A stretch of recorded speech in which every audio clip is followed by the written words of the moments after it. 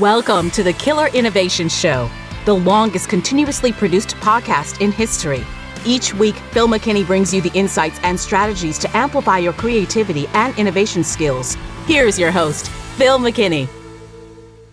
Most innovation leaders are performing someone else's version of innovation thinking. I've spent decades in the field working for Fortune 100 companies, tech companies in Silicon Valley, and also startups. And here's what I see happening everywhere. Brilliant leaders following external frameworks. They're copying methodologies from people they admire, shifting their approach based on whatever is trendy or whatever the last book is they read. But they've never developed their own innovation thinking skills. Today, I want to share with you a simple practice that I do that changed everything for me. And I'll show you exactly how to do it. Now, let's back up. Here's what I see in corporate. Leaders reacting to innovation trends instead of thinking for themselves. They chase metrics without questioning if those metrics matter. They abandon promising ideas when obstacles appear because they don't have some form of internal principles, culture to guide them. I once watched a $300 million innovation initiative totally collapse, not because the market wasn't ready, not because the technology was wrong, but because the leader had no personal framework for making innovation decisions under pressure that aligned with his goals, objectives, culture, and ethics. This is the hidden cost of borrowed thinking. You cannot innovate authentically when you're following someone else's playbook. And after 4 decades, I've realized something most people have missed. We teach innovation methods. Look, I'm guilty of this. I've been doing the podcast for 20 years. The YouTube channel's been going on for over a decade. But those of us that are out there teaching, we don't teach people how to think as innovators. There's a massive difference, and that difference is everything. When you develop your own innovation thinking skills, you stop being reactive. You start operating from internal principles instead of external pressures. You ask better questions, not just, how can we solve this? Or what ideas can we come up with? But should we solve this? Now, here's what authentic innovation thinking truly looks like. It's what I'm going to teach you here is how I developed my own innovation thinking. And how did I do that? Through what I call innovation journaling. Now, before you roll your eyes, this is not keeping a diary. This is a systematic development of your innovation thinking skills through targeted questions and prompts. Now, my mentor early in my career, Bob Davis, I've talked about him a lot, taught me this practice early in my career, and it became an obsession over my entire career. The process is really, really simple. Choose a question, write until the thoughts feels like they're complete, like you've been able to get your head around the question or the challenge or the prompt you're dealing with. Close the journal and go start your day. But here's what makes this powerful. The questions, the right questions, force you to examine your core beliefs about innovation.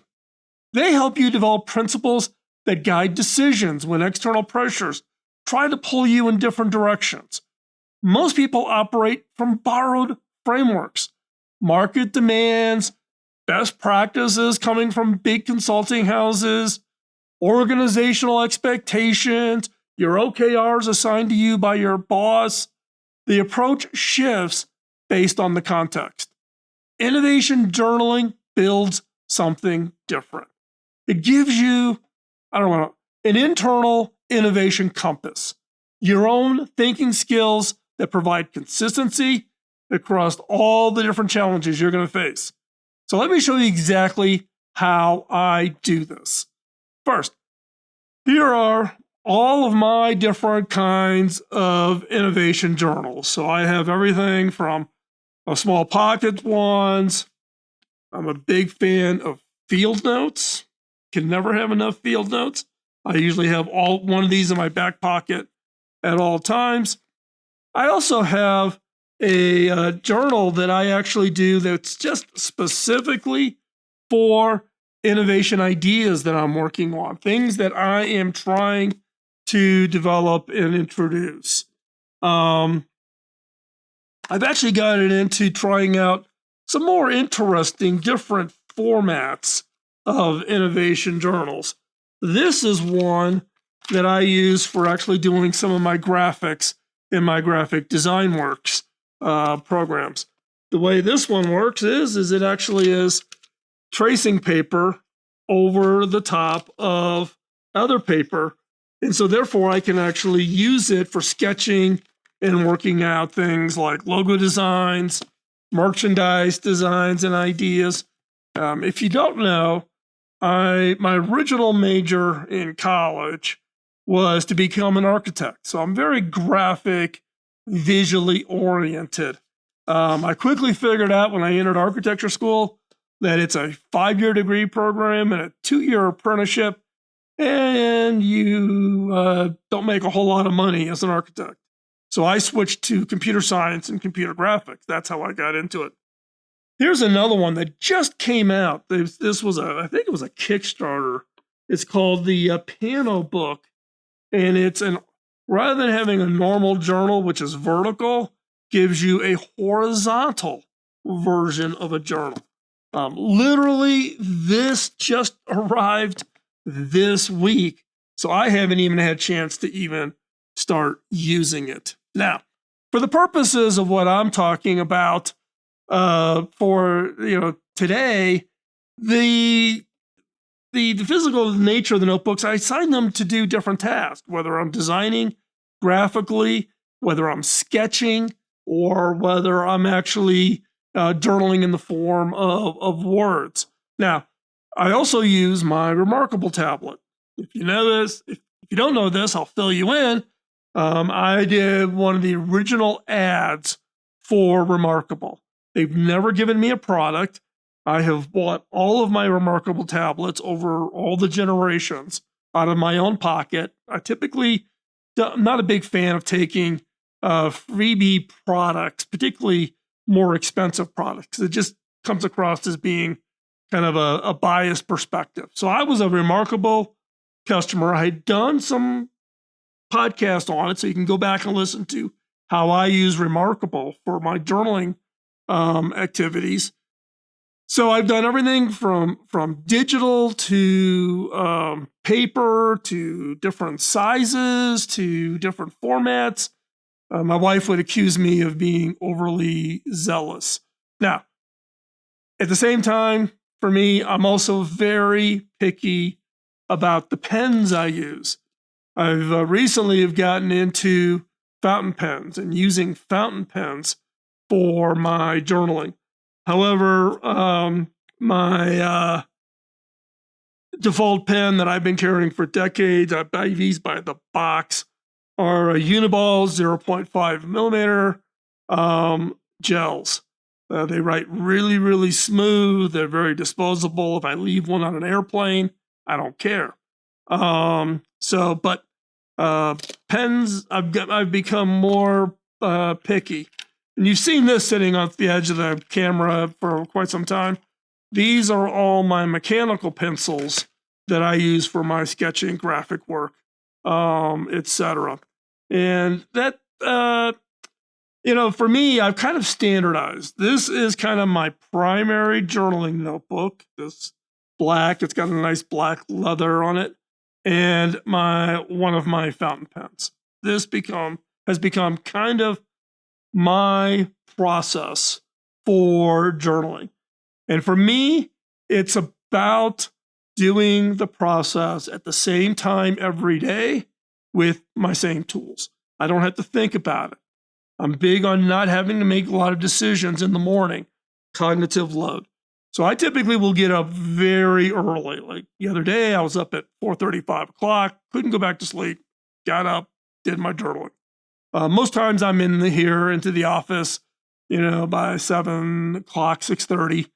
And I always do the journaling, and I do it in the exact same spot every morning. And I do it before emails, before any meetings, before the day takes over, right? I'm not checking my phone for the latest changes, etc. I work hard at trying not to even look at my phone before I get here into the studio and do my journaling in the morning. Am I perfect at it? No. And that's the one piece of advice I'm going to give you on your journaling is do not think that if you miss a day or you mess up or you kind of get out of the habit for a couple or you have something come up and you got 3 or 4 days out where you can't get any journaling, kids, family, that's okay because that's life, right? It's not about perfection. It's about committing to the process and just getting back to it when you can. Now, what does it look like when I am doing the journaling? What I simply do is I just open up my journal and I get to a blank page. I write out the question and then I write. Now, for me, I just write, no editing, no judging, which is absolutely critical. And then I just respond to the prompt, respond to the question. I actually write the question up at the top of the page in order to, use that so I can just look at the page. I'm not constantly looking at devices or some other document. I write the question out and then I write.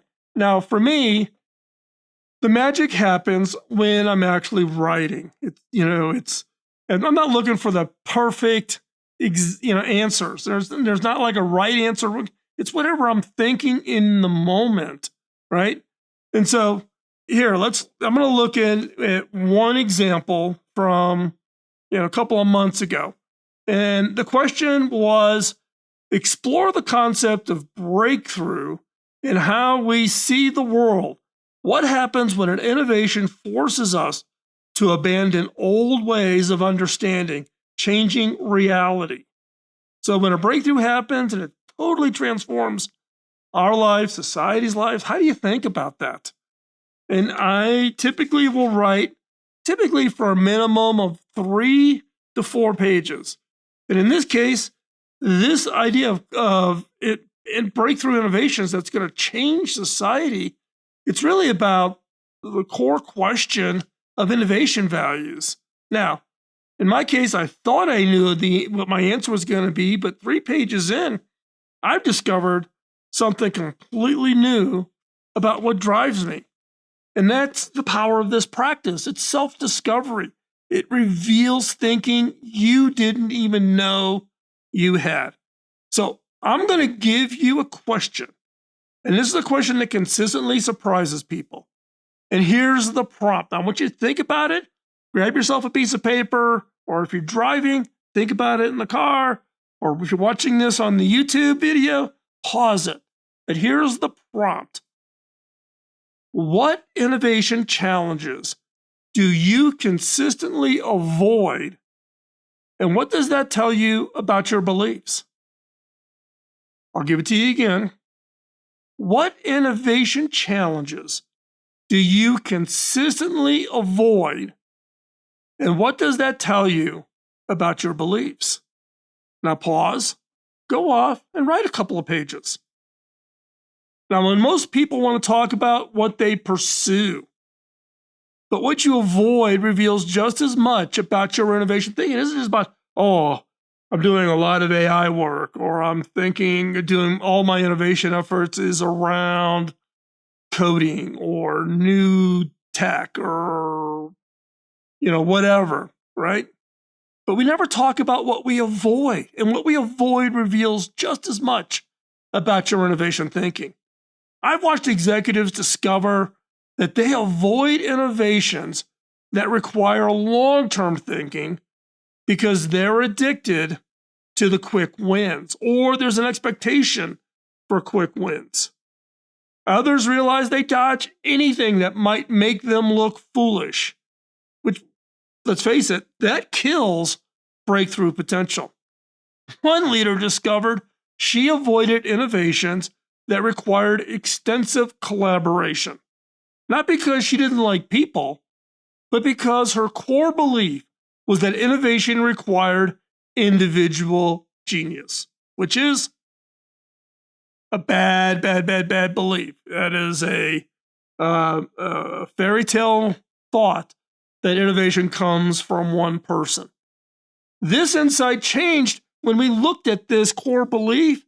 This insight changed how she approached team projects going forward. Now, this question is uncomfortable. It forces you to really dig into yourself. And that's the point. Innovation journaling works because it bypasses your intellectual defenses. It accesses thinking you normally suppress or ignore.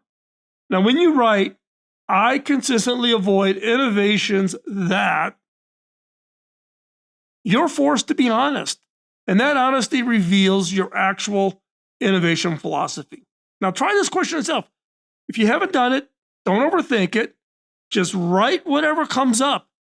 I think you will be surprised what you discover. Now, here's what changed when you're developing your innovation thinking skills in this way. When you do this daily journaling, you stop being reactive to whatever methodology is the trendy thing. You have principles that guide you through uncertainty. You make decisions faster because they align with your authentic self, your authentic innovator self. Your team dynamics improve. People respond differently when you lead them from consistent principles instead of borrowed frameworks. You create psychological safety because you're comfortable with not knowing. You ask fundamentally better questions. Instead of rushing to solutions, you examine whether problems even deserve to be solved. You integrate your values with your innovation work. And more importantly, you stop performing someone else's version of innovation. You stop thinking like the innovator that you are. You want to start thinking this way. You have a natural, authentic innovation self. You need to start thinking like that. Now, I've been doing this practice for 40 years, and it's the foundation of every breakthrough innovation I have ever created. Not because it gave me ideas, but because it taught me how to think. Your innovation thinking skills are like a muscle. They get stronger with constant use. Innovation journaling is how you build that strength. The compound effect is remarkable. After just 2 weeks, you will see patterns in your thinking you've never noticed before. After a month, you'll make innovation decisions with confidence you didn't even know you had. Now, this isn't a quick fix. It's foundational development that serves you for decades. So, in my case, I've been trying to do it daily for 40 years. This is a never-ending exercise. It's like you go to the gym and you do it every day. Now, I want to help you get started. I've created a complete 2-week innovation journaling program. 10 daily prompts plus kind of a weekend reflection, looking back over the 5 days prior and kind of looking at those as a set of thoughts. Each question is designed to develop different aspects of your innovation thinking skills. I'm going to post that over onto Substack. You can download it for free. Link will be down in the description below. Now, this isn't just a list of questions. It includes context for every prompt. It gives you implementation guidance of how to do the journaling and the framework for building this into sustainable practice. You can start it tomorrow. You can start it today. Choose one question, write for 10 or 15 minutes, see what emerges. And if you find this helpful, I'm quietly working on something bigger. I am collecting up all the prompts and all the questions, the best ones that I've used over 40 years to create a full year of innovation thinking prompts. Different questions for each week to develop these skills over time. Subscribe over on Substack so that you can get notified when that's ready. It'll be worth it. I'm actively working on it. Hopefully it'll be out soon. Now, your authentic innovation thinking skills are waiting to be developed. The world needs innovators who think for themselves, not performers following somebody else's playbook. Develop your innovation thinking skills, and everything else will follow. It will have a transformative effect on you being a successful creative, a better innovator, and having more impact. Now, before I go, I have a favor to ask. If you find this and our past content helpful, click that subscribe, like, and notification bell. Subscribe to the podcast on wherever you get your favorite podcast, and also hop on over to Substack and subscribe to the studio notes. Specifically, the subscribe and like button on the YouTube channel, it helps with the algorithm so others can find and see our content. If you are already a paid subscriber over on Studio Notes on Substack, I just want to say thank you. Your support is critical to the team that helps me behind the scenes to produce the content. I take no money from the support you provide. It goes to the team that works behind the scenes that helps pull this all together. If you're interested in supporting the channel, you can, 1, become a paid subscriber over on Studio Notes over on Substack. 2, purchase our merchandise, the book, card decks, posters over on innovation.tools. Anything left over profit at innovation.tools is donated to charity. And I want to thank you for joining us. I know it's time out of your busy schedule. I greatly appreciate it. We will talk to you next week. Bye-bye. Podcasting nonstop since 2005, this has been the Killer Innovation Show on the Innovators Network.